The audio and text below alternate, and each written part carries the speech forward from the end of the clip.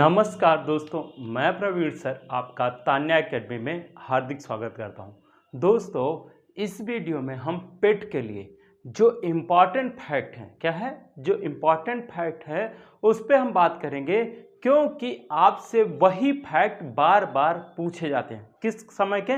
Modern history के। और दोस्तों यहाँ पर ध्यान रखना है कि मॉडर्न हिस्ट्री से हमसे कितने क्वेश्चन पूछे जाने वाले हैं? 5 क्वेश्चन पूछे जाने वाले हैं। तो इस चीज को ध्यान में रखते हुए हम बात करेंगे मॉडर्न हिस्ट्री में क्वेश्चनों की, और उन क्वेश्चनों की जो आपसे बार बार पूछे जाते हैं। और दोस्तों ये रिवीजन टाइप का वीडियो होगा जिसमें बहुत ज़्यादा चर्चा नहीं होगी, लेकिन हाँ जहाँ पर जरूरी होगा वहाँ पर हम बात करेंगे। तो दोस्तों हम बात कहाँ से शुरू करेंगे? 1885 से। कब से? 1885 से लेकर 1947 तक। कब तक? 1947 तक हम बात करने वाले हैं, जिसमें हम बात करेंगे कांग्रेस से लेकर, क्या है, कांग्रेस से लेकर गांधीवादी युग तक की बात हम करेंगे, क्योंकि यहीं से सबसे ज्यादा आपसे क्वेश्चन पूछे जाते हैं। और अंत में मैं कुछ संगठनों के बारे में भी बात करूंगा जो आपसे बार बार क्वेश्चन पूछे जाते हैं। तो दोस्तों देर ना करते हुए हम क्या करते हैं, वीडियो को शुरू करते हैं, जिसमें हम बात करने वाले हैं इसके दौरान जो घटनाएं घटी हुई हैं उसके बारे में हम बात करेंगे। तो सबसे पहले बात करेंगे हम किसकी? 1885 में किसकी स्थापना हुई थी? कांग्रेस की स्थापना हुई थी। कांग्रेस की स्थापना 28 दिसंबर। कब? 28 दिसंबर 1885। कब हुई है? 1885 में हुई है। ये डेट आपको पता होनी चाहिए। क्यों पता होनी चाहिए? क्योंकि ये डेट आपसे पूछी गई है कि कांग्रेस की स्थापना कब हुई है? 28 दिसंबर 1885 में हुई है। कहां हुई है? बंबई में हुई है। बंबई। दोस्तों ये जो सम्मेलन हुआ है, कांग्रेस का जो प्रथम सम्मेलन है, ये पहले कहां होने वाला था? पूना में होने वाला था। कहां होने वाला था? पूना में होने वाला था। लेकिन होता क्या है, पूना में प्लेग फैल जाता है। क्या होता है? प्लेग फैल जाता है। प्लेग फैलने के कारण क्या होता है? प्लेग फैलने के कारण ये जो सम्मेलन होने वाला था ये पूना में ना होकर कहां होता है? मुंबई में होता है। जिसका पूछा गया है कि पहले कहां प्रस्तावित था। क्या पूछा गया है कि कांग्रेस की जो स्थापना हुई है वो प्रस्तावित कहां थी? तो पूना में प्रस्तावित थी। तो लिखिएगा पहले कांग्रेस की स्थापना पूना में प्रस्तावित थी, लेकिन वहां प्लेग फैल जाने के कारण यह सम्मेलन मुंबई या बंबई में हुआ था। बंबई में हुआ था। तो दोस्तों क्यों हुआ था? क्योंकि पूना में प्लेग फैल गया था, इसलिए यह सम्मेलन कहां हुआ है? मुंबई में हुआ है। तो पहली चीज हमको याद रखना है, कांग्रेस की स्थापना कब हुई? 28 दिसंबर 1885 में। कहां हुई? बंबई में। होना कहां था? पूना में होना था। लेकिन क्या हो जाता है कि चीजें परिवर्तित हो जाती हैं और जो होना था वो नहीं हो पाया, क्योंकि वहां पर प्लेग फैल गया था। दोस्तों दूसरी चीज बात आती है कि इसका नाम कांग्रेस किसने दिया था? मतलब कांग्रेस जो संगठन है इसका नाम कांग्रेस किसने दिया था? तो इसका नाम दादा भाई नौरोजी। किसने? दादा भाई नौरोजी। दोस्तों यहीं पर एक चीज और ध्यान रखना है कि दादा भाई नौरोजी ने 3 बार, क्या है, दादा भाई नौरोजी ने 3 बार कांग्रेस की अध्यक्षता की है। कितनी बार? 3 बार। कितनी बार? 3 बार कांग्रेस की अध्यक्षता की है। कब कब? 1886, 1886, 93, 93, 1906। इन 3 अधिवेशनों की अध्यक्षता किसने की है?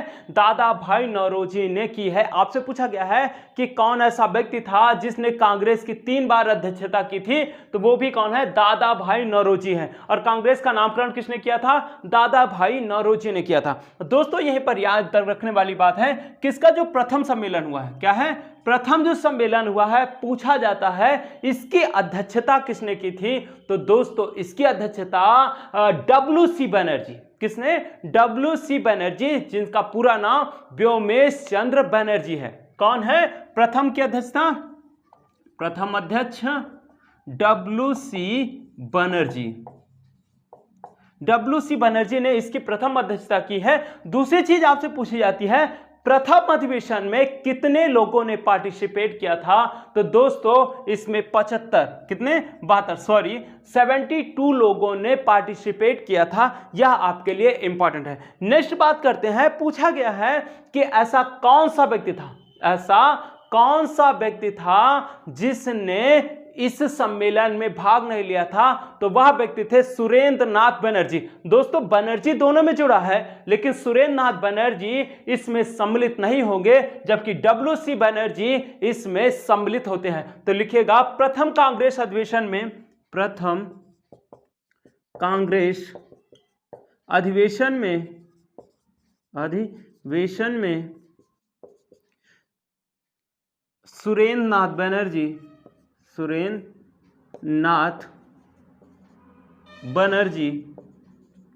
सम्मिलित नहीं हुए थे।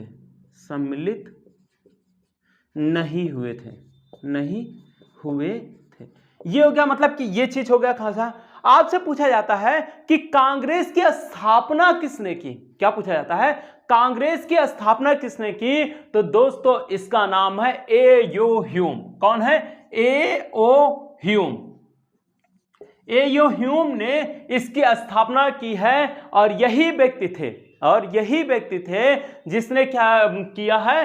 कांग्रेस के सचिव का कार्य किया। पूछा जाए कांग्रेस का प्रथम सचिव कौन था? तो कांग्रेस का प्रथम सचिव यही व्यक्ति था। कौन? A.O. ह्यूम। समझ आया? स्थापना किसने की? A.O. ह्यूम ने, और यही प्रथम सचिव रहे हैं। यह हमारे लिए सबसे इंपॉर्टेंट बात रही। होता क्या है कि भारत में क्रांतिकारी गतिविधियां बढ़ रही है। क्या हो रहा है? क्रांतिकारी गतिविधियां बढ़ रही हैं, जिसके कारण इन लोगों को शांत करने के लिए, क्या है? इन लोगों को शांत करने के लिए लॉर्ड डफरिन, कौन है? लॉर्ड डफरिन, जो उस समय का गवर्नर जनरल एंड वायसराय था, उसने क्या किया कि ऐसा दिमाग लगाया कि क्या करें, हम एक ऐसी संस्था का निर्माण कर दें। क्या करें? हम एक ऐसी संस्था का निर्माण कर दें जो क्या करें, जो अंदर प्रॉब्लम चल रही हैं या जो प्रॉब्लम आने वाली है उसके बारे में हमें वो अवगत करवा दे। तो हम क्या करेंगे, हम उस चीज को निपट लें। जैसे होता है ना कि आप देखो कि कोई प्रॉब्लम हो, क्या हो, कोई प्रॉब्लम हो और आपको पता हो कि जिससे हमें प्रॉब्लम हो रही है हम उसको यह व्यक्त कर सके, तो व्यक्त करने के लिए क्या करते हैं? पहले विरोध करते हैं। जब वो सुनता नहीं है तो हम कुछ नहीं कर पाते। तो वैसे ही संस्था कौन सी थी? ब्रिटिश ईस्ट इंडिया कंपनी थी। वैसे ही ब्रिटिश ईस्ट इंडिया कंपनी थी। लेकिन एक ऐसा दौर आता है जब लगता है ब्रिटिशर्स को या अंग्रेजों को यह लगता है कि अब यह हमारे कंट्रोल से बाहर हो रहा है। तो उसने क्या किया कि गुप्तचर जैसी, क्या है, एक गुप्तचर जैसी संस्था बनाई, जिसमें ये क्या करने की कोशिश करते हैं कि हम क्या करेंगे, इस दौरान हम इनके बारे में जो, मतलब इनके मन में जो द्वेष उत्पन्न हो रहा है, या द्वेष का मतलब ये है कि जो भी इनके दिमाग में मेरे बारे में जो गलत भावना चल रही है या जो हम गलत कर रहे हैं उसके बारे में हम जान लेंगे, तो हम क्या करेंगे, या तो उसको खत्म कर देंगे या तो हम उस पर कंट्रोल करने की कोशिश करेंगे। जिससे क्या हो, समाज में जो वातावरण हो उसको हम अनुकूल बनाए रखें। तो कांग्रेस किसके मस्तिष्क की उपज मानी जाती है? लॉर्ड डफरिन की। किसकी? लॉर्ड डफरिन की मस्तिष्क की उदय माना जाता है। तो लिखिएगा डफरिन के मस्तिष्क की उदय, मस्तिष्क के उदय का उदय, लिखिएगा का उदय। ठीक है, अब आपको ये चीजें क्लियर होगी कि कांग्रेस की स्थापना क्यों हुई। इस चीज को आप स्क्रीनशॉट ले लीजिए या लिख लीजिए, फिर उसके बाद आगे बात करते हैं। ठीक है, हो गया दोस्तों। आपसे अब एक चीज और पूछी जाएगी, क्या पूछी जाएगी कि क्या क्या घटनाएं और इसमें इंपॉर्टेंट है। तो सबसे पहली बात तो आपसे पूछी जाएगी कि प्रथम अंग्रेज क्या है, सबसे पहले पूछा जाएगी कौन ऐसा प्रथम मुस्लिम था जो कांग्रेस की अध्यक्षता किया था। तो प्रथम ऐसा व्यक्ति जो था वो थे बदरुद्दीन तैयब जी। कौन थे? बदरुद्दीन तैयब जी थे, जिन्होंने कांग्रेस के प्रथम मुस्लिम अध्यक्षता की थी। दूसरी चीज आपसे पूछी जाएगी कि ऐसा कौन सा व्यक्ति था जिसने ऐसा कौन सा अंग्रेज था, क्या पूछा जाए, ऐसा कौन सा अंग्रेज था जिसने प्रथम कांग्रेस की अध्यक्षता, मतलब कि कांग्रेस में किसने सबसे पहले कौन सा अंग्रेज था जिसने अध्यक्षता की थी, ये पूछा जाएगा। तो वो कौन होगा? जॉर्ज यूले होगा। कौन होगा? जॉर्ज यूले होगा। और फिर पूछा जाएगा कि कौन ऐसा अंग्रेज था जिसने क्या है, जिसने 2 बार कांग्रेस की अध्यक्षता की है। तो वो हो गए लॉर्ड वेलिंगटन। कौन हो गए?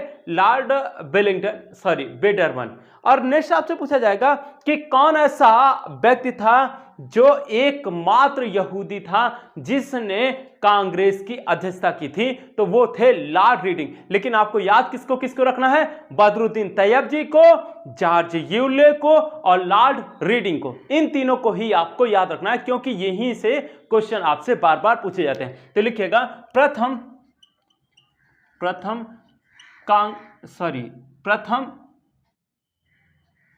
कांग्रेस का प्रथम मुस्लिम अध्यक्ष बदरुद्दीन तैयब जी।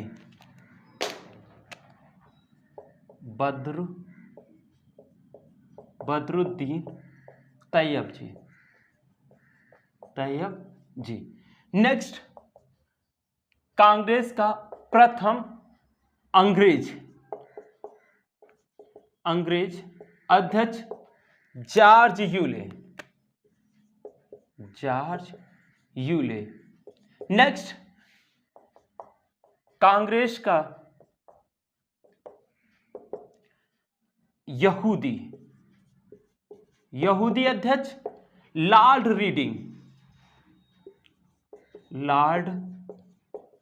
रीडिंग।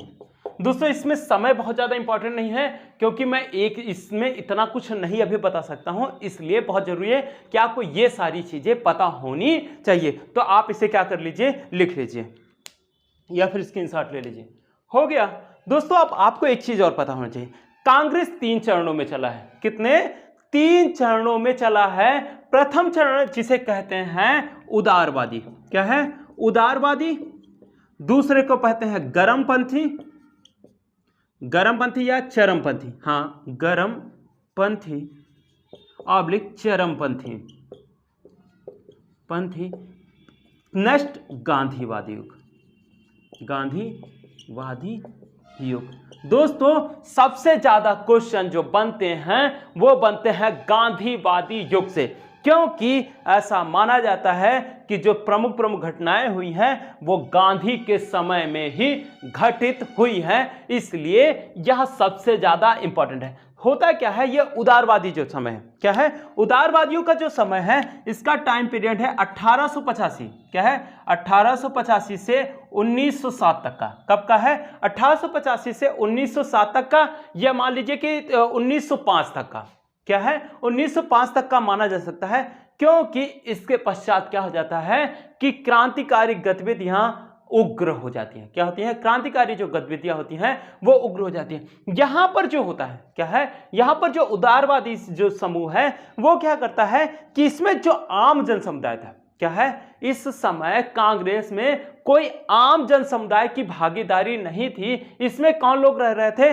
अमीर या कुलीन वर्ग के लोग ही रह रहे थे। और वो लोग क्या कर रहे हैं? प्रार्थना कर रहे हैं या फिर प्रतिवेदन या कानून के द्वारा से अपने क्या है, अपनी स्वतंत्रता की मांग कर रहे थे। मतलब कि जो भी होगा हम कानून के तहत ही इस चीज को मांग करेंगे। लेकिन होता क्या है, ये जो गर्मपंथी है इसका समय 5 तक ही रखिएगा। कब तक? 1905 तक। लेकिन ये क्या होगा, 1905 क्या है, 1905 से लेकर 1917, क्या है 1917 तक रखिएगा। इसमें क्या होगा कि इसमें जो होगा व्यक्ति जो होंगे वो क्या करेंगे, इसे विद्रोहात्मक रूप में, क्या होगा, विद्रोहात्मक रूप में कहेंगे हम शक्ति के बल पे क्या प्राप्त करेंगे, स्वतंत्रता प्राप्त करेंगे। इसलिए यह इंपॉर्टेंट है और यहां पर कुछ घटनाएं घटेंगी जो बहुत ही इंपॉर्टेंट है। नेक्स्ट बात करेंगे किसकी, गांधीवादी युग में। और गांधीवादी युग में जैसे जो घटनाएं हुई हैं, जो आंदोलन हुए हैं, हम उसकी बात करने वाले हैं। तो हम सबसे पहले बात करेंगे किसकी, उदारवादी में कोई इंपॉर्टेंट ऐसी बात नहीं है जिसमें हम बात कर सकें।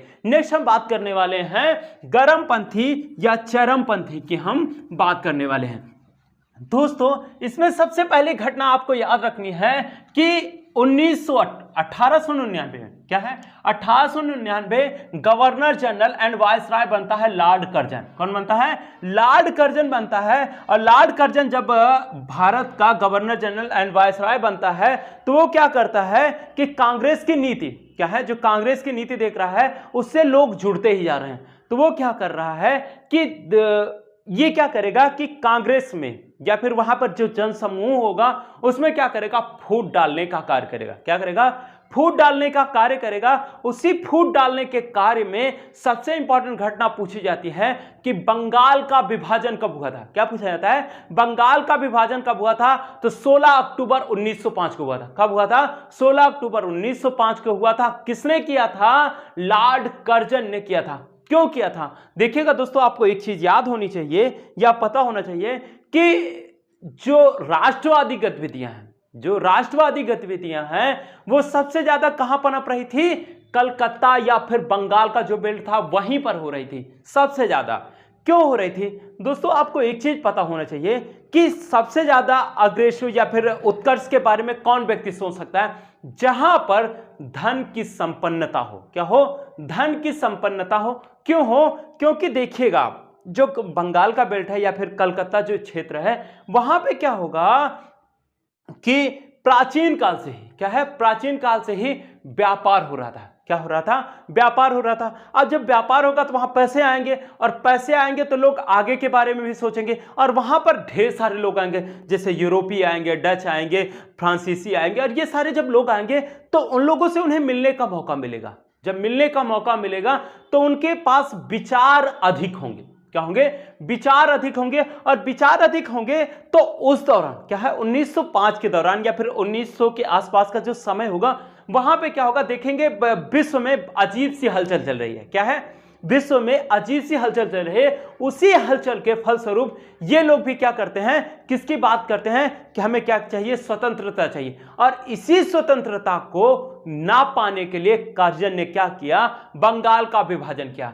बंगाल का विभाजन क्यों किया कि पहले जो भारत में लोग रह रहे हैं वो कौन है, ज्यादातर लोग जो हिंदू और मुस्लिम थे। कौन थे, हिंदू और मुस्लिम थे। तो जो लॉर्ड कर्जन था, जो लॉर्ड कर्जन था उसने क्या किया, हिंदुओं और मुस्लिमों को बांट दिया। क्या कर दिया, हिंदुओं और मुस्लिमों को बांट दिया। उसका विभाजन जो किया पूर्वी बंगाल एवं पश्चिमी बंगाल में कर दिया।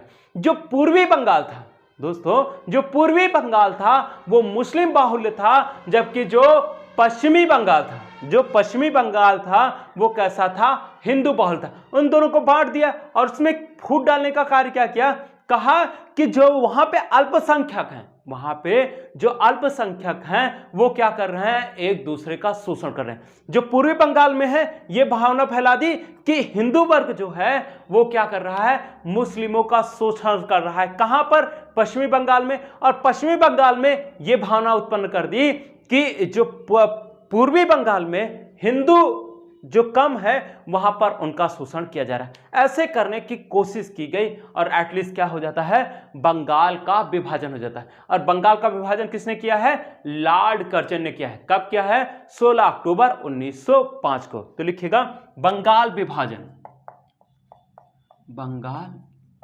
विभाजन 16 अक्टूबर 1905 किसने किया है, लॉर्ड कर्जन ने, लॉर्ड कर्जन ने। यहां पर क्या क्या किया है, पूर्वी बंगाल, पश्चिमी बंगाल, पश्चिमी बंगाल, पूर्वी बंगाल कैसा प्रभुत्व वाला था? मुस्लिम बाहुल्य, मुस्लिम बाहुल्य। पश्चिमी बंगाल कैसा है? हिंदू बाहुल्य। ठीक है दोस्तों, ये आपको पता होना चाहिए कि कब किया है। 16 अक्टूबर 1905 को किसने किया? लॉर्ड कर्जन ने किया है।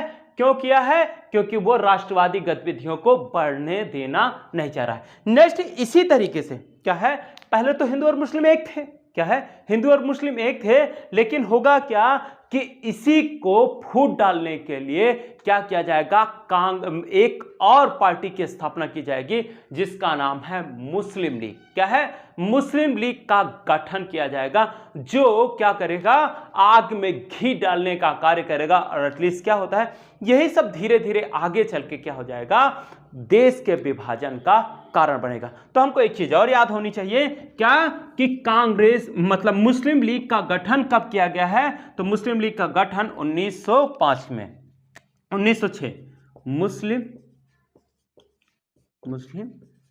लीग का गठन 1906 में हुआ था। मुस्लिम लीग का गठन हो जाएगा। तत्पश्चात क्या होगा कि यहां पर जो हुआ था, क्या है, बंगाल जो विभाजन हुआ था, बंगाल विभाजन में स्वदेशी और स्वराज ऐसे ऐसे मुद्दों पर क्या हो गया था कि ये क्या कह रहे थे, जो नरमपंथी थे वो क्या रहे थे, स्वदेशी या फिर स्वराज जैसी बात थी, वो कहां पे बात कर रहे थे, केवल बंगाल पे कर रहे थे। जबकि उग्रवादी जो लोग थे, उग्रवादी जो लोग थे, वो क्या करते हैं, वो कहते हैं ये जो आंदोलन है संपूर्ण भारत में चलना चाहिए। इस चीज को लेकर कांग्रेस में क्या है, कांग्रेस में एक अधिवेशन होता है जिसे बोला जाता है सूरत अधिवेशन, जो हुआ था 1907 में। इस अधिवेशन में कांग्रेस में फूट पड़ जाती है, कांग्रेस दो दलों में बढ़ जाता है जिसका नाम है गरम दल और नरम दल। तो लिखिएगा सूरत की फूट, कांग्रेस का विभाजन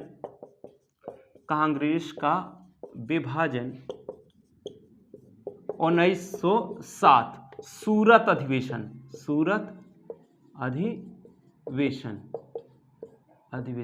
दोस्तों यहां पर एक चीज पूछी गई है, क्या है कि सूरत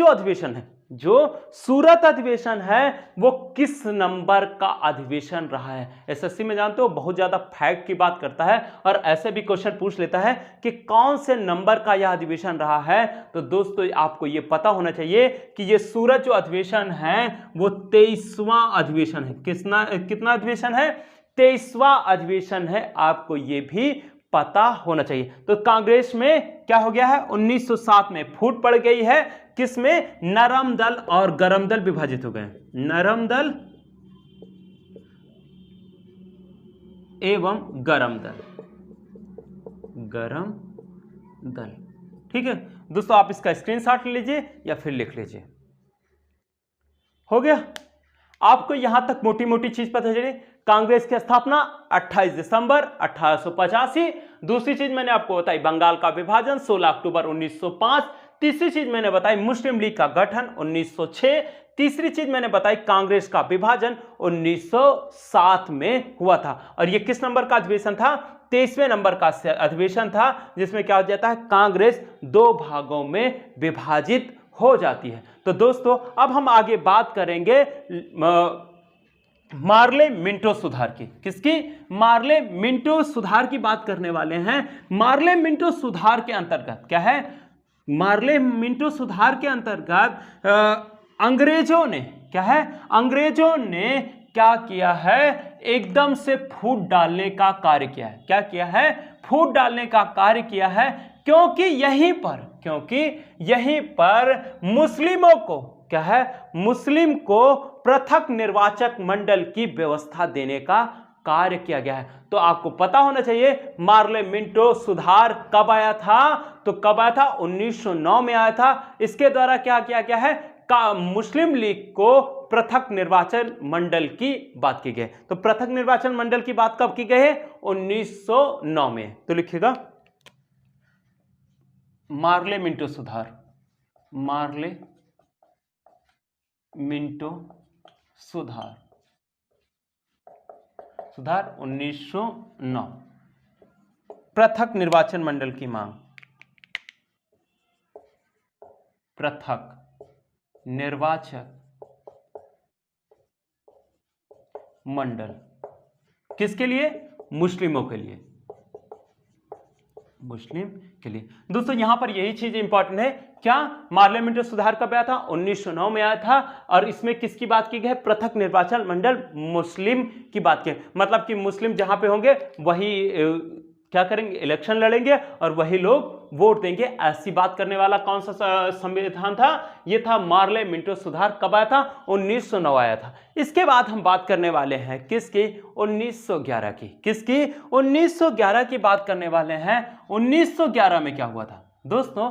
1911 में क्या होता है? जो बंगाल विभाजन हुआ था, क्या हुआ था? 16 अक्टूबर 1905 को जो बंगाल विभाजन हुआ था उसी को रद्द करने का कार्य कब हुआ है? 1911 में हुआ था। इस दौरान दिल्ली दरबार का आयोजन हुआ था। क्या हुआ था? दिल्ली दरबार का आयोजन हुआ था। उस समय ब्रिटिश सम्राट जॉर्ज पंचम भारत आए हुए थे। क्या हुआ है? जॉर्ज पंचम भारत आए हुए थे। उस समय भारत का गवर्नर जनरल कौन था? लॉर्ड हार्डिंग था। कौन था? लॉर्ड हार्डिंग था। और उसी के कार्यकाल में क्या होता है? दिल्ली दरबार का आयोजन होता है। अंततः क्या है? अंततः 1911 में जो बंगाल विभाजन होता है वो क्या हो जाता है? रद्द हो जाता है, या मतलब समाप्त हो जाता है। इसके लिए आपको पता होना चाहिए। तो यहां पर लिखेगा दिल्ली दरबार, दिल्ली दरबार। नेक्स्ट यहां पे और लिखना है, दिल्ली दरबार हो गया।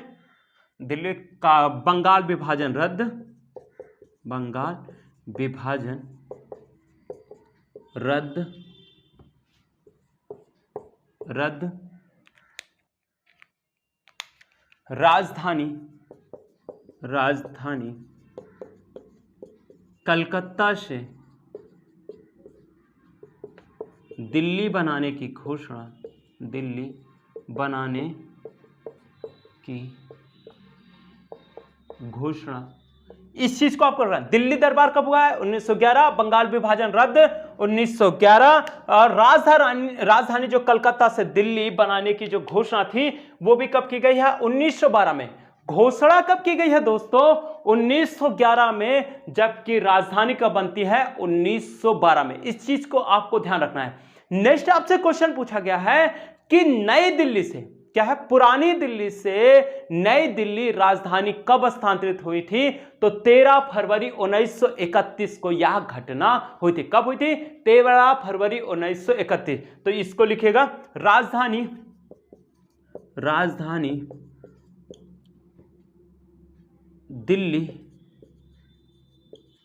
1912 में बनी थी, बनी थी। नेक्स्ट नई दिल्ली, पुरानी दिल्ली से, पुरानी दिल्ली से नई दिल्ली, नई दिल्ली राजधानी स्थानांतरित, राजधानी परिवर्तित, परिवर्तित, परिवर्तित 13 फरवरी 1931। आपको यह भी पता होना चाहिए क्योंकि आपसे ये चीज पूछे गए। तो हमने बात किसकी कर ली? दिल्ली दरबार की। और दिल्ली दरबार में बात किसकी की? दिल्ली दरबार में बंगाल विभाजन रद्द, राजधानी कलकत्ता से दिल्ली बनाने की घोषणा। नेक्स्ट मैंने बात की राजधानी दिल्ली कब बनाई गई? 1912 में बनी। और उसके पश्चात पुरानी दिल्ली से नई दिल्ली राजधानी कब बनी? ये बनी थी 13 फरवरी 1931 को। नेक्स्ट हम बात करेंगे किसकी? कि लॉर्ड हार्डिंग बम कांड। क्या है? हार्डिंग बम कांड कब हुआ था? यह भी क्या होता है? हार्डिंग क्या होता है? कलकत्ता से दिल्ली आ रहा था। क्या है? हार्डिंग दिल्ली, मतलब कलकत्ता से दिल्ली आ रहा था। यह घटना समय कब का होता है? 1912 का होता है। इसी दौरान क्या होता है? हार्डिंग बम कांड होता है, लेकिन हार्डिंग बच जाता है। तो लिखिएगा हार्डिंग बम कांड, हार्डिंग बम कांड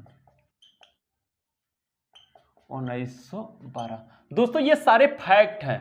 अब जो ऑफलाइन बैच है मैं वहां पर पूरा इसका डिस्क्रिप्शन सारी चीजें बताऊंगा। तो दोस्तों इसे देख लीजिए, फिर उसके बाद बताते हैं हम। ठीक है, इसे लिख लीजिए या फिर स्क्रीनशॉट ले लीजिए। हो गया दोस्तों, अब हम बात करेंगे आगे के बारे में जो आपसे क्वेश्चन पूछे जाते हैं। पहला क्वेश्चन पूछा जाता है गदर पार्टी की स्थापना। क्या पूछा जाता है? गदर पार्टी की स्थापना कब हुई थी? तो दोस्तों गदर पार्टी की स्थापना सैन फ्रांसिस्को अमेरिका में हुई थी, यूएसए में हुई थी। इसकी स्थापना 1913 में लाला हरदयाल और सोहन सिंह भकना ने की थी। किसने की थी? लाला हरदयाल और सोहन सिंह भकना ने की थी। और यह कैसी पार्टी थी? ये जो थे गदर पार्टी या गदर आंदोलन जो था यह उग्रवादियों का था। ये लोग क्या कर रहे थे? बाहर से भारत को स्वतंत्रता दिलाने की कोशिश कर रहे थे। तो हम लिखेंगे गदर पार्टी स्थापना 1913। कहां? सैन फ्रांसिस्को यूएसए मतलब अमेरिका। लाला हरदयाल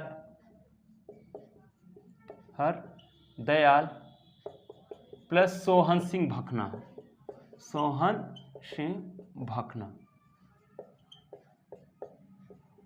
ठीक है, आपको यह पता होना गदर पार्टी की स्थापना कब हुई? 1913 में। कहां हुई? San Francisco USA. कहां किसने की? लाला हरदयाल एवं सोहन सिंह भकना ने की थी। आपको यह पता होना चाहिए। नेक्स्ट आपसे पूछा गया है, एसएससी में ही पूछा गया है कि कामागाटा मारू क्या है? क्या पूछा गया है? कामागाटा मारू क्या है? तो दोस्तों यह एक जलपोत है। क्या है? एक जलपोत है या ये कह लीजिए नाव है। होता क्या है कि इस दौरान कनाडा में लोगों को नौकरी करने की छूट मिलती है, लेकिन वो क्या करते हैं अंततः इस चीज पर उनके पहुंचने से पहले, मतलब कि ऐसा प्रावधान था कि जो सीधे कनाडा नहीं आएगा उसे यहां पर नौकरी या व्यापार करने की छूट मिल जाएगी। लेकिन होता क्या है कि इससे पहले कुछ लोगों को ऐसी स्वतंत्रता मिल गई थी, लेकिन ये जब गुरदीप सिंह थे, कौन थे? एक पंजाबी थे गुरदीप सिंह। वो क्या कर रहे हैं? एक जलपोत के माध्यम से वहां पहुंचने की कोशिश कर रहे हैं। जब पहुंचने की कोशिश कर रहे हैं उसी दौरान वहां पर क्या कर दिया जाता है? संविधान में संशोधन कर दिया जाता है और एटलीस्ट इन्हें वापस आना पड़ता है। यह चीज आपको पता होनी चाहिए। तो कामागाटा मारू प्रकरण क्या है? कामागाटा मारू लिखिएगा, कामागाटा मारू कब है? 1914। यह भी आपको ध्यान रखना है कि कामागाटा मारू कब की घटना है? 1914 की है। यह क्या है? जलपोत है। कहां जा रहा था? कनाडा। कहां जा रहा था? कनाडा। ध्यान रखना है, कहां जा रहा था? कनाडा जा रहा था। इस चीज को आपको पता होना चाहिए। और इसके क्या होता है जब ये वापस आते हैं? क्या है? ये जब मतलब कि यहां से वापस कर दिया जाता है कि यहां पर एंट्री नहीं होगी कनाडा में, तो ये लोग जब भारत में इन्हें पुनः वापस किया जाता है तो क्या होता है कि बजबज, क्या है? कलकत्ता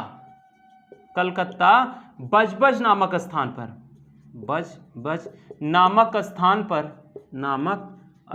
पर यह विद्रोह कर देते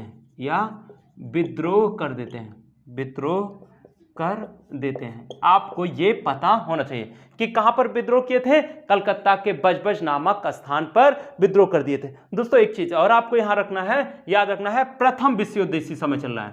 प्रथम विश्व युद्ध 1914 से 1918 इसी समय प्रथम विश्व युद्ध भी चल रहा है। तो दोस्तों इसे लिख लीजिए या फिर स्क्रीनशॉट ले लीजिए। ठीक है, हो गया। अब बात करेंगे हम दोस्तों 1916 की। किसकी? 1916 की बात करेंगे। 1916 हमारे लिए सबसे ज्यादा इंपॉर्टेंट है। क्या है? सबसे ज्यादा इंपॉर्टेंट है क्योंकि यहां से क्वेश्चन पूछे जाने की संभावना सर्वाधिक होती है। किसकी होती है? सर्वाधिक होती है। इस दौरान क्या है? इस दौरान हमको इन सब चीजों को याद रखना बहुत जरूरी है। 1916 में होता क्या है? लखनऊ अधिवेशन होता है। क्या होता है? 1916 में लखनऊ अधिवेशन होता है। 1916 में लखनऊ अधिवेशन होता है। यह ऐसा पहला सम्मेलन है जिसमें मुस्लिम लीग, क्या है? मुस्लिम लीग और कांग्रेस एक साथ आएंगे। क्या आएंगे, एक साथ आएंगे। दूसरी चीज, इसी दौरान नरम दल और गरम दल भी एक साथ आएंगे। मुस्लिम लीग और कांग्रेस कब साथ आएंगे, 1916 में आएंगे, कब, लाहौर अधिवेशन, और इसी में गरम दल और नरम दल भी एक साथ आएंगे। और तीसरी चीज यहां पर आपको याद रखना है कि इसी सम्मेलन में कांग्रेस ने पृथक निर्वाचन, मुस्लिम लीग के जो पृथक निर्वाचन मंडल की बात थी उसे कहां स्वीकार कर लिया है, लखनऊ अधिवेशन में ही उसे स्वीकार कर लिया है। लखनऊ अधिवेशन 1916 में जो हुआ था उसकी अध्यक्षता अंबिका चरण मजूमदार ने की थी। किसने की थी, अंबिका चरण मजूमदार ने की थी। यह क्वेश्चन बार बार आपसे पूछा गया। नेक्स्ट आपसे पूछा जाता है कि 1916 के घटना में कि होम रूल लीग आंदोलन, क्या है, होम रूल लीग का गठन किसने किया था, तो बाल गंगाधर तिलक और एनी बेसेंट ने किया था। इस चीज को आपसे पूछा जाता है। दूसरी चीज आपसे पूछी जाती है कि होम रूल लीग आंदोलन कब समाप्त हुआ था, तो ये दोस्तों समाप्त हुआ था 1917 में, यहां समाप्त हो गया। तो दोस्तों इसकी जो मेन पॉइंट है हम उसे लिखते हुए चलेंगे। पहली बात मैंने आपको क्या बताई, 1916 का लखनऊ अधिवेशन, लखनऊ अधिवेशन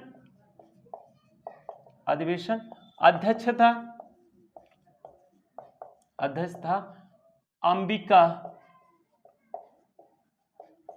चरण मजूमदार। किसने, अंबिका चरण मजूमदार। ठीक है। नेक्स्ट, मुस्लिम लीग एवं कांग्रेस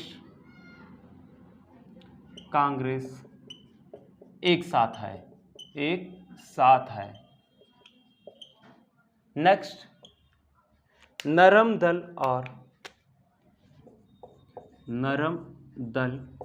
एवं गरम दल भी एक साथ है। दोस्तों अगर कभी मान लो कि बहुत स्पेशलाइजेशन पूछा जाता है, जब तो मान लो बड़ा एग्जाम होता है तो आपसे पूछा जाता है कि इसमें प्रमुख भूमिका किसने निभाई थी मुस्लिम लीग और कांग्रेस को मिलाने की, तो ये तिलक होंगे। कौन, बीजी तिलक एवं जिन्ना। और दूसरी चीज आपसे पूछा, नरम और गरम दल को किसने मिलाया था, तो एनी बेसेंट और तिलक ने, एनी बेसेंट एवं तिलक ने।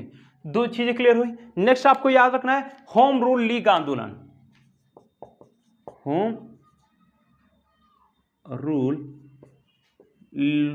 रूल लीग का गठन बीजी तिलक एवं एनी बेसेंट।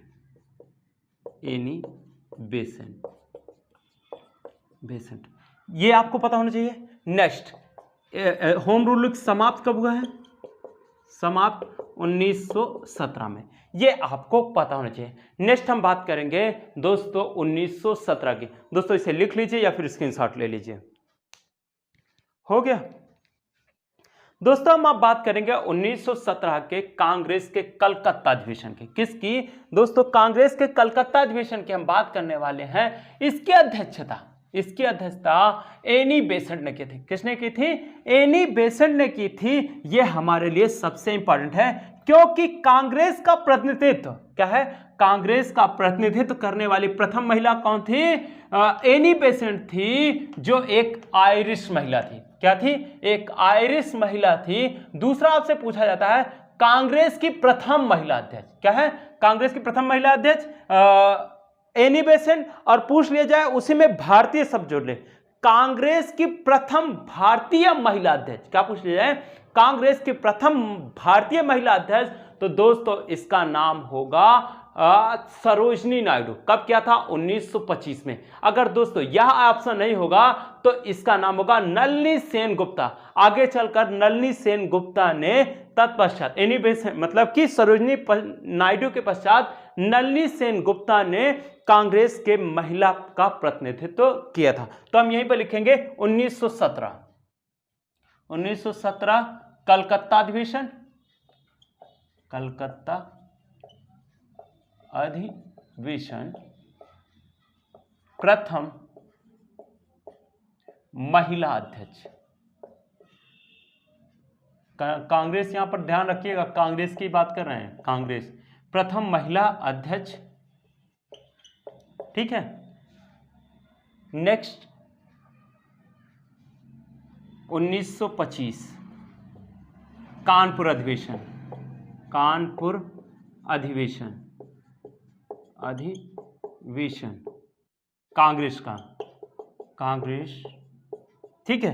इसमें क्या प्रमुख घटना हुई है? प्रथम भारतीय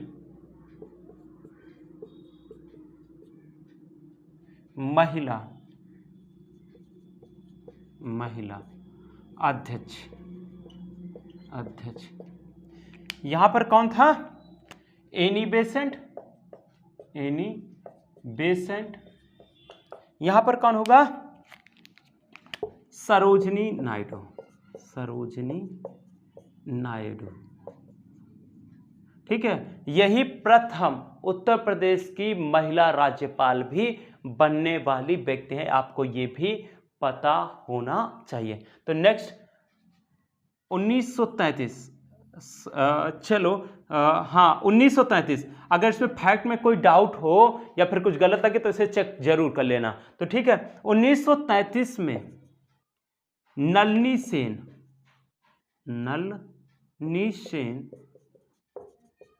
गुप्ता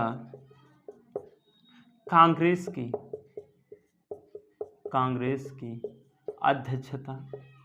अध्यक्ष बनी थी। दोस्तों यहाँ इस टाइम का ज्यादा महत्व नहीं है, यहाँ पे टाइम किसका महत्व है? एनी बेसेंट का महत्व है, दूसरा सरोजिनी नायडू का महत्व है और तीसरा नलिनी सेन गुप्ता का। क्योंकि अगर ये ऑप्शन में नहीं होगा तब हम आपको वहां पर जाना है, इसलिए आपको ये पता होना जरूरी है। तो दोस्तों इसे लिख लीजिए या फिर स्क्रीनशॉट ले लीजिए। हो गया। अब बात करेंगे दोस्तों हम 1919 की, किसकी?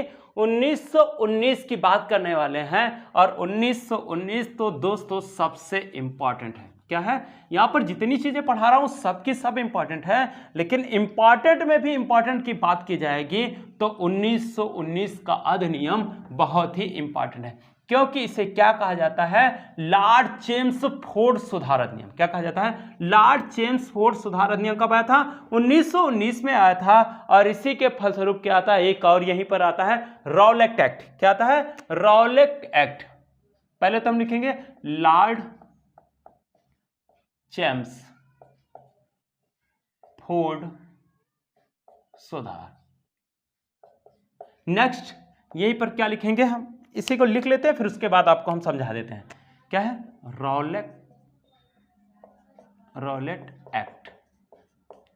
नेक्स्ट जलियांवाला बाग हत्याकांड, जलियांवाला बाग हत्याकांड 13 अप्रैल 1919। खिलाफत आंदोलन,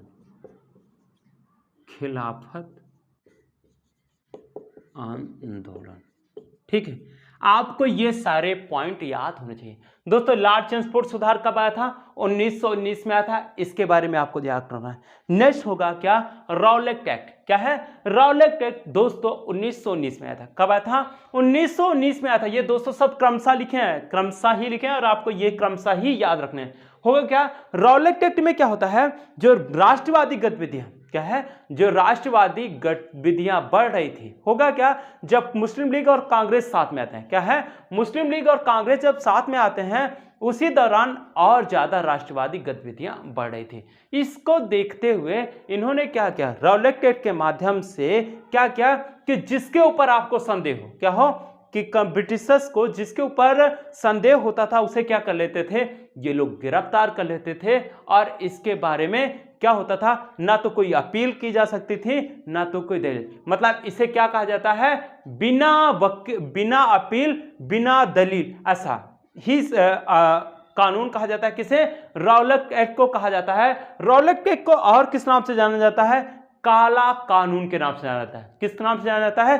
काला कानून के नाम से जाना जाता है। दोस्तों इसी के विरोध में क्या है, इसी के विरोध में सैफुद्दीन किचलू ने, क्या है, सैफुद्दीन किचलू ने क्या किया था, विद्रोह किया था, मतलब कि एक जनसभा का आयोजन किया था, जिसमें क्या होता है, इन्हें गिरफ्तार कर लिया जाता है। इन्हीं के विरोध में क्या है, इन्हीं के विरोध में बैसाखी के दिन, क्या है, बैसाखी के दिन 13 अप्रैल 1919 को अमृतसर में जलियांवाला बाग नामक स्थान पर इन्होंने, मतलब वे सिखों ने एक सम्मेलन बुलाया और इसी सम्मेलन में क्या होता है, जनरल ओ डायर के कहने पर, क्या है, जनरल ओ डायर के कहने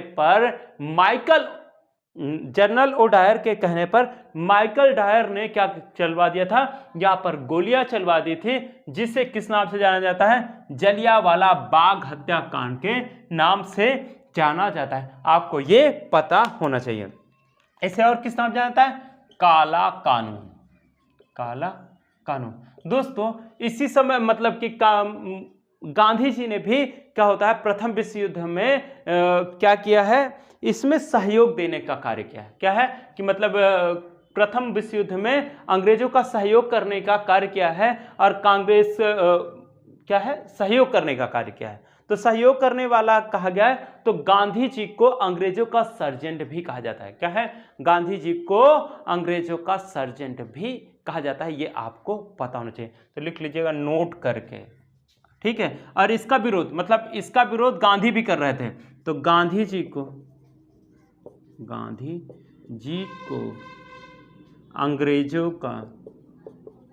अंग्रेजों का सर्जेंट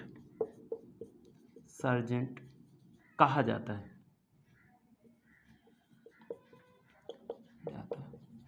ठीक है दोस्तों, ये हो गया जलियांवाला बाग हत्याकांड, रॉलेट एक्ट। और अब एक चीज और बची, खिलाफत आंदोलन। क्या होता है? खिलाफत आंदोलन। खिलाफत आंदोलन किसका है? मुस्लिमों का है। किसका है? मुस्लिमों का है। और ये करने वाले कौन थे? अली बंधु। कौन थे? अली बंधुओं ने यह कार्य किया था। अली बंधुओं ने। होता क्या है कि प्रथम विश्व युद्ध था, जो प्रथम विश्व युद्ध था, तो मुस्लिमों ने भी इनका सपोर्ट किया था। किसका? अंग्रेजों का।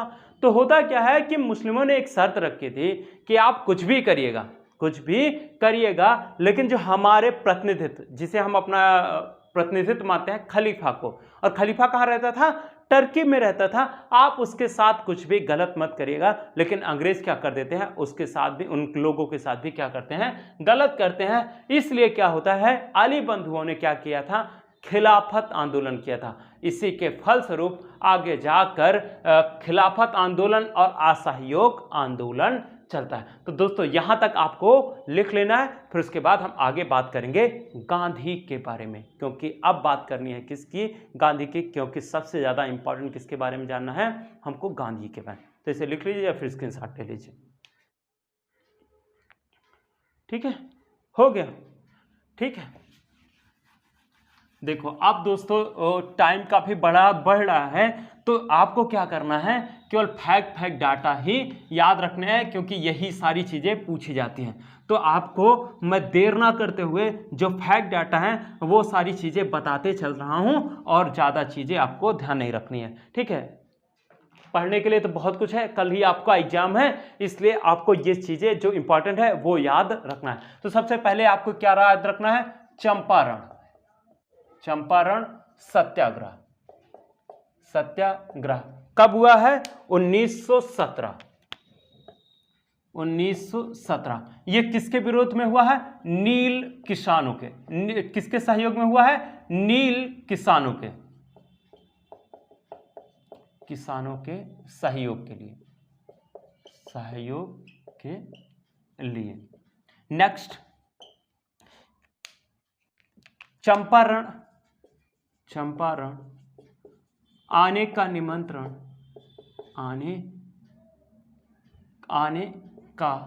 आमंत्रण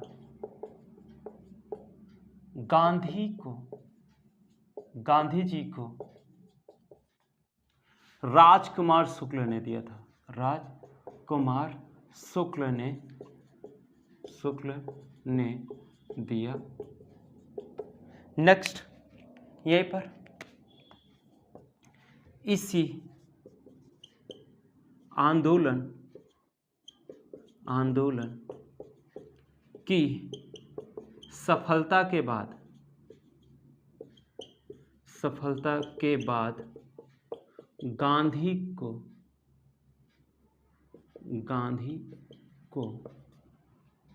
टैगोर ने महात्मा की उपाधि दी थी।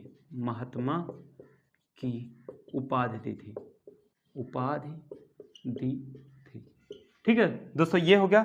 नेक्स्ट आपको पता होना चाहिए क्या, चंपारण के बाद खेड़ा सत्याग्रह।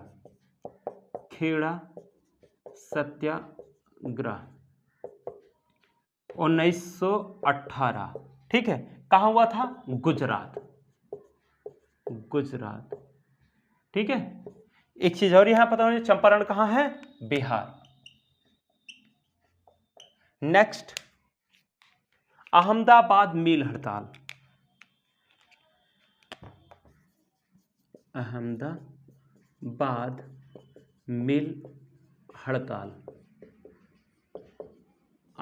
मिल हड़ताल।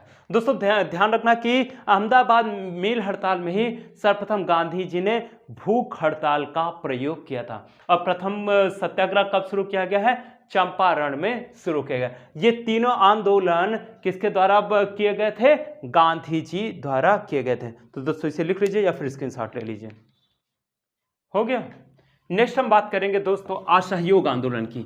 असहयोग आंदोलन 1 अगस्त 1920 को शुरू हुआ था। कब हुआ था? 1 अगस्त 1920 को शुरू हुआ था और इसका समापन 12 फरवरी, क्या है? 12 फरवरी 1922 को हुआ था। क्यों हुआ था? क्योंकि 5 फरवरी 1922, क्या है?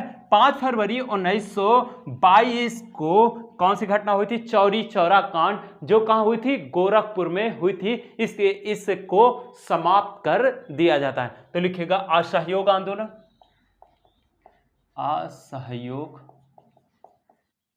आंदोलन 1920, 1 अगस्त, ठीक है। नेतृत्व गांधी, ठीक है, यहीं पर नोट करके लिखिएगा। इसी दिन तिलक की मृत्यु हुई थी। इसी को लिखना, अशांति का जनक, अशांति का जनक किसने कहा था? वैलेंटाइन सिरोल ने।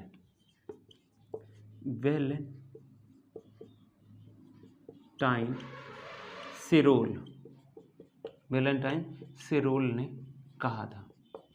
ठीक है, पता होना चाहिए किसने कहा था? वैलेंटाइन सिरोल ने कहा था इसलिए। और दोस्तों एक चीज और ध्यान देना, तिलक ने 1916 में, क्या है? 1916 में क्या कहा था? कि स्वराज हमारा जन्मसिद्ध अधिकार है। क्या कहा है?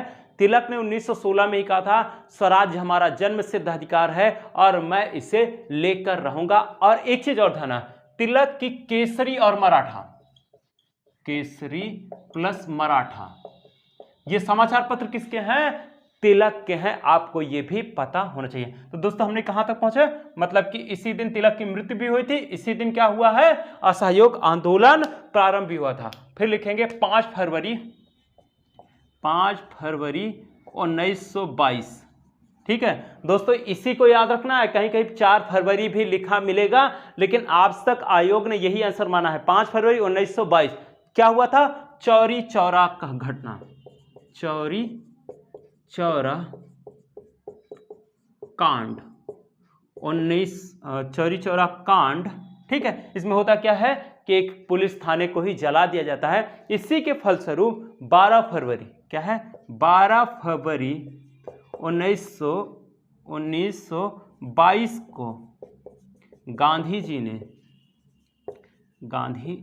ने असहयोग आंदोलन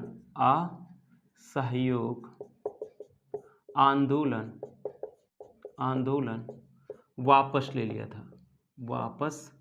ले लिया था। ठीक है, आपको ये भी पता होना बहुत जरूरी है। नेक्स्ट हम बात करेंगे किसकी,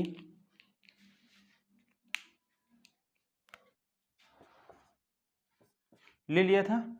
और फिर बात करेंगे 1924 के बेलगांव अधिवेशन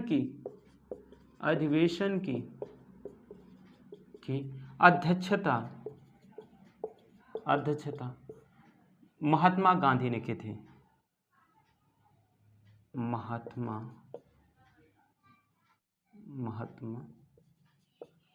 महात्मा गांधी ने की थी। ठीक है, एक चीज और ध्यान रखना है, बेलगांव पूछा गया है कहां पे है, तो कर्नाटक में है, आपको ये भी पता होना चाहिए। तो ये हो गया, इसे आप लिख लीजिए या फिर स्क्रीनशॉट ले लीजिए। ठीक है दोस्तों, अब हम बात करेंगे किसकी, 1925 की। किसकी, 1925 की बात करने वाले हैं। 1925 में क्या हुआ था, काकोरी कांड हुआ था। कब हुआ था, काकोरी कांड हुआ था। कब, 1925 में। दोस्तों इसकी डेट भी पूछी जाती है, तो 9 अगस्त 1925। कब, 9 अगस्त 1925 को यह कांड हुआ था। इस चीज को आपको पता होना चाहिए। तो काकोरी कांड 1925, कब, 9 अगस्त 1925 को। काकोरी कांड 9 अगस्त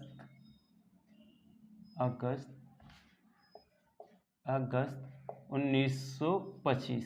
ठीक, नेक्स्ट काकोरी कांड हो गया। नेक्स्ट हम बात करेंगे ठीक है, उसके बाद हम बात करेंगे साइमन कमीशन की।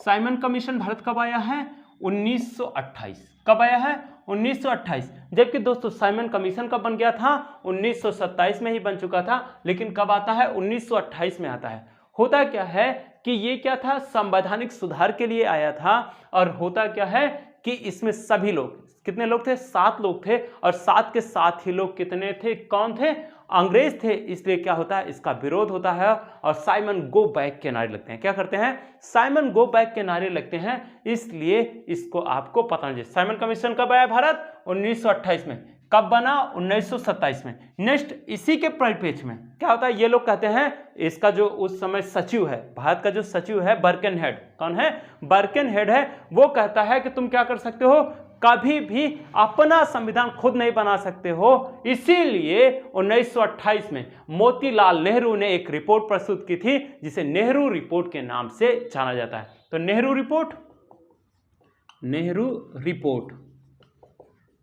1928 किसने प्रस्तुत की थी, मोतीलाल नेहरू।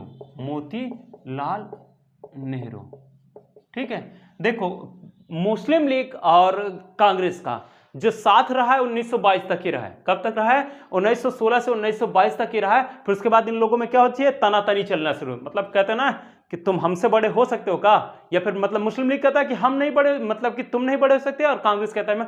मतलब दोनों में क्या होता है कि आपसी प्रतिद्वंदता देखने को मिलती है। और इसीलिए कहते हैं नेहरू जब अपनी रिपोर्ट बना सकते हैं, तो क्या करते हैं, जिन्ना भी अपना 14 सूत्री कार्यक्रम या 14 सूत्री रिपोर्ट प्रस्तुत करते हैं। तो लिखिएगा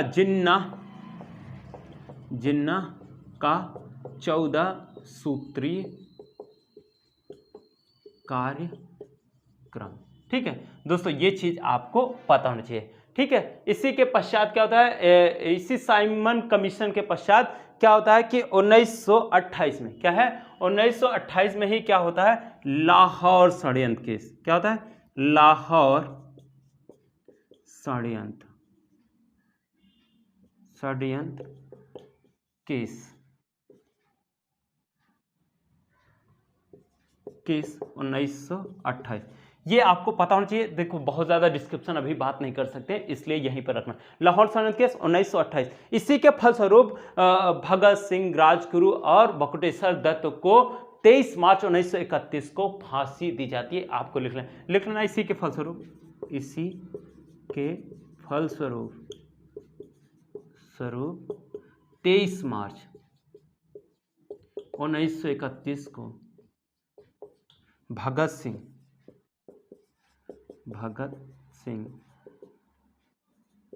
राजगुरु एवं बटुकेश्वर दत्त को फांसी हुई थी। ठीक है, ये चीज आपको पता होनी चाहिए। फिर होता है 1929 का लाहौर अधिवेशन। क्या होता है? 1929 का लाहौर अधिवेशन। उसने किसकी अध्यक्षता की थी? पंडित जवाहरलाल नेहरू ने की थी। इसी अधिवेशन में क्या है? इसी अधिवेशन में कांग्रेस ने पूर्ण स्वराज की मांग की थी। किसकी? पूर्ण स्वराज की मांग की थी। इसलिए आपको यह पता होना चाहिए। कांग्रेस ने पूर्ण स्वराज की बात कब की है? 1929 में। कहां की है? लाहौर अधिवेशन में की थी। जिसकी अध्यक्षता किसने की थी? पंडित जवाहरलाल नेहरू ने। 1929 का लाहौर अधिवेशन।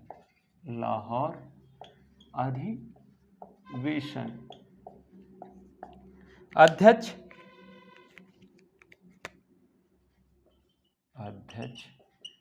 JL नेहरू और क्या लिखना है? JL नेहरू। पूर्ण स्वराज की मांग।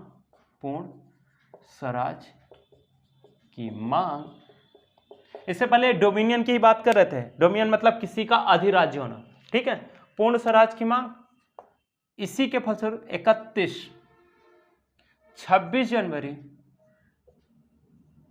26 जनवरी 1930 को प्रथम स्वतंत्रता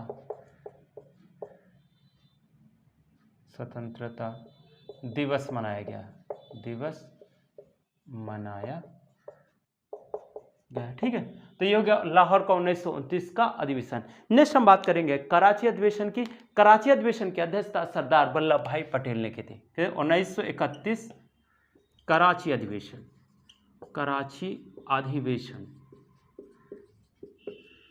अधिवेशन अध्यक्ष सरदार वल्लभ भाई पटेल।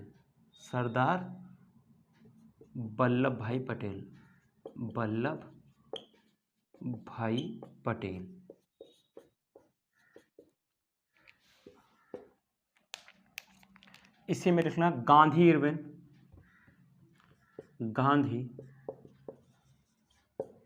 इरविन समझौते की स्वीकृति।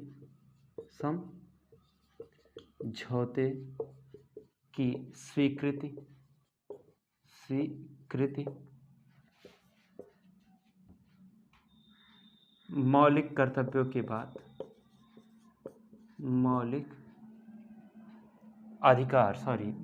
अधिकार। ठीक है, इसमें किसकी बात की गई? गांधी इरविन समझौते की स्वीकृति मिली है। और किसकी बात हुई है? मौलिक अधिकारों की बात की है। तो दोस्तों इसे लिख लीजिए या फिर स्क्रीनशॉट ले लीजिए। हो गया दोस्तों। अब हम बात करेंगे एक गोलमेज सम्मेलन की। गोलमेज सम्मेलन से पहले हम बात करेंगे सविनय अवज्ञा आंदोलन की। किसकी? सविनय अवज्ञा आंदोलन दोस्तों 19 शुरू हुआ था। कब? 12 अप्रैल 1924 को। कब? 1931 को। सविनय अवज्ञा आंदोलन 12 अप्रैल 1930 को शुरू हुआ था। क्यों हुआ था? क्योंकि होता क्या है कि नमक कर के विरोध। क्या है? नमक कर के विरोध।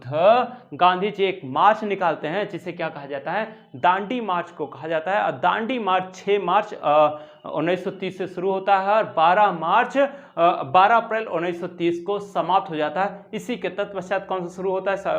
आंदोलन शुरू होता है, सविनय अवज्ञा आंदोलन शुरू होता है। और सविनय अवज्ञा आंदोलन के दौरान ही क्या होता है? एक गोलमेज सम्मेलन होता है। गोलमेज सम्मेलन में क्या होता है, जो साइमन कमीशन आया था, जो साइमन कमीशन आया था, इसी साइमन कमीशन को लेकर बात करने के लिए कि कितने लोग इससे सहमत हो, कितने लोग असहमत हो, तो इसी पर चर्चा होने के लिए इंग्लैंड में क्या किया गया था, एक सम्मेलन का आयोजन किया गया था, जिसमें कांग्रेस ने भाग नहीं लिया था। होता क्या है फिर, गांधी इरविन पैक्ट होता है, और गांधी इरविन पैक्ट के फलस्वरूप ही क्या होता है, गांधी जी कांग्रेस का प्रतिनिधित्व करने के लिए द्वितीय गोलमेज सम्मेलन में पहुंचते हैं, और एटलीस्ट यह भी सम्मेलन असफल रहता है। और तत्पश्चात एक और सम्मेलन होता है जिसे तृतीय गोलमेज सम्मेलन के नाम से जाना जाता है। ये तीनों गोलमेज सम्मेलन असफल रहता है, क्योंकि तीनों गोलमेज सम्मेलन में भाग लेने वाला व्यक्ति कौन था, बी.आर. अम्बेडकर, जिसे क्या किस नाम से जाते हैं, भीमराव अम्बेडकर जी थे। और इन्होंने किसकी बात की थी, पृथक दलित निर्वाचक मंडल की बात की, और इसलिए यह भी जो तीनों सम्मेलन हुए यह पूर्णतः समाप्त राय हो गए, क्योंकि यह कोई सफलता प्राप्त नहीं कर सका। और एटलीस्ट होता क्या है कि फिर क्या होता है, 1932 में पूर्ण वो आता है सांप्रदायिक पंचायत, क्या आता है, सांप्रदायिक पंचायत आता है, लेकिन इसे गांधी जी मानने से अस्वीकार कर देते हैं। और तत्पश्चात गांधी जी और जिन्ना में 1932 सितंबर 1932 में क्या होता है, पूना पैक्ट होता है, और एटलीस्ट दलितों को या पिछड़े वर्ग को उन्होंने क्या कर दिया है, सीटों का आरक्षण कर दिया है। सीटों का जो आरक्षण था उसे बढ़ा दिया, इसलिए क्या हो जाता है, ये जो एक और देश बनने की जो नींव पड़ रही थी वो क्या हो जाती है, समाप्त हो जाती है। और इसे ही किस नाम से जाना जाता है, पूना समझौते के नाम से जाना जाता है। ठीक है, तो दोस्तों इसे हम लिख लेंगे। पहले दांडी मार्च, दांडी मार्च 6 मार्च 1930, ठीक है। समाप्त 12 अप्रैल 1930, सविनय अवज्ञा आंदोलन, ठीक है, सविनय अवज्ञा आंदोलन 12 अप्रैल 1930, 3 गोलमेज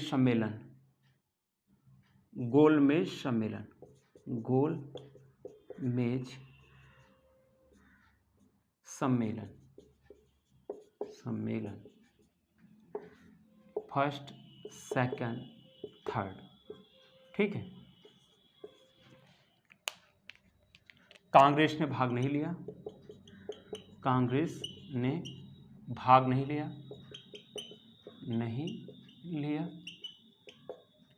कांग्रेस का प्रतिनिधित्व गांधी ने किया, जी ने किया। कांग्रेस ने पुनः भाग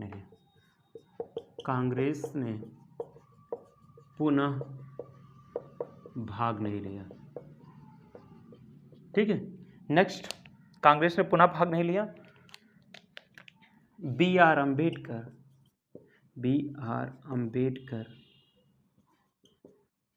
डॉक्टर बी.आर.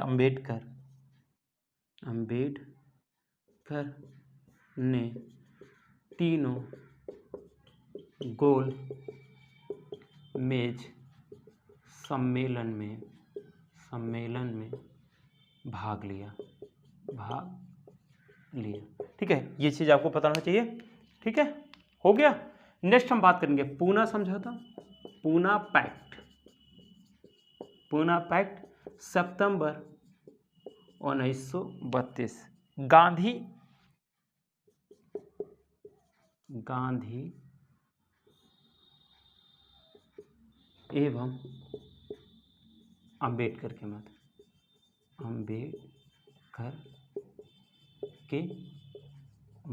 ठीक है। ये आपको पता होना चाहिए, ठीक है दोस्तों। इसे लिख लीजिए या फिर स्क्रीनशॉट ले लीजिए। हो गया। अब बात करेंगे दोस्तों थोड़ा सा और, जिसमें हम बात करेंगे 1935 के अधिनियम की। क्या है? 1935 के अधिनियम की बात करेंगे। 1935 का जो अधिनियम है दोस्तों, यह सबसे इंपॉर्टेंट है, क्योंकि अभी तक जितने भी सुधार, मतलब कि संविधान में जितना जो संविधान है उसमें अधिकतर चीजें कहाँ से ली गई हैं? 1935 के अधिनियम से ली गई है। कांग्रेस मतलब सुप्रीम कोर्ट की स्थापना, क्या है? सुप्रीम कोर्ट की स्थापना या संघ न्यायालय की स्थापना भी किसके द्वारा की गई है? 1935 के द्वारा ही की गई। तो आपको पता चलना चाहिए भारत शासन अधिनियम कब आया था? 1935 में। क्या है? भारत शासन अधिनियम 1935। ठीक है, और ज़्यादा कुछ इसके बारे में जानना नहीं है, क्योंकि ज़्यादा चीज़ें कोई मतलब नहीं। नेक्स्ट हमको बात करनी है किसकी? हरिपुरा अधिवेशन की। किसकी? हरिपुरा अधिवेशन 1938। 1938 हरिपुरा अधिवेशन। हरिपुरा अधिवेशन इसकी अध्यक्षता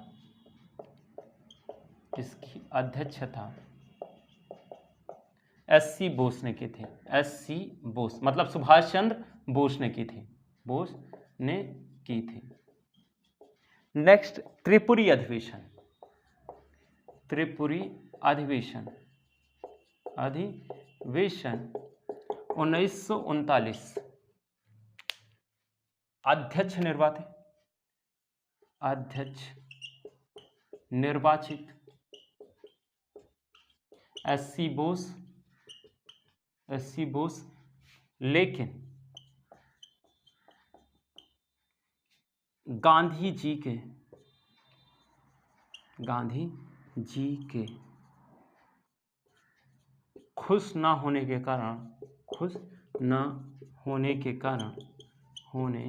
कारण पद से त्यागपत्र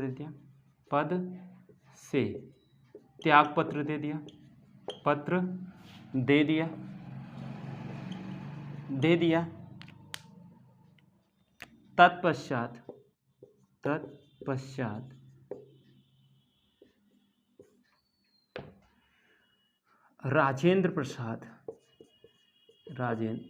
डॉक्टर राजेंद्र प्रसाद अध्यक्ष बने। ठीक है, नेक्स्ट आपको पता है, इसी के फलस्वरूप 1959 एस.सी. बोस ने फॉरवर्ड ब्लॉक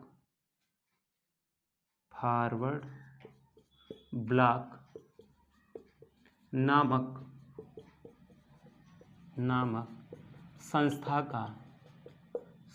का गठन किया। ठीक है, ये चीज आपको पता होनी चाहिए। तो दोस्तों इसे लिख लीजिए, फिर बताते हैं। ठीक है, हो गया।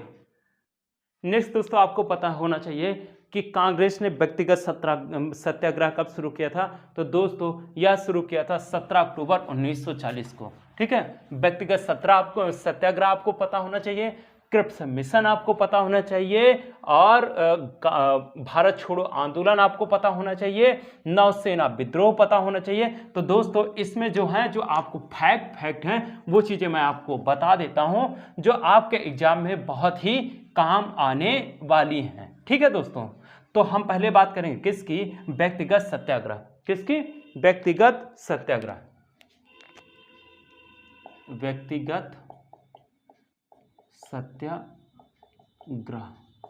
17 अक्टूबर 1940।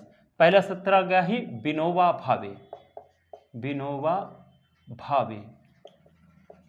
दूसरे जे.एल. नेहरू। ठीक है, थोड़ा जल्दी कर रहे हैं दोस्तों, क्योंकि आपको कम समय में ही सारी चीजें देने का उद्देश्य है। नेक्स्ट क्रिप्स मिशन मार्च 1942। ठीक है, नेक्स्ट भारत छोड़ो आंदोलन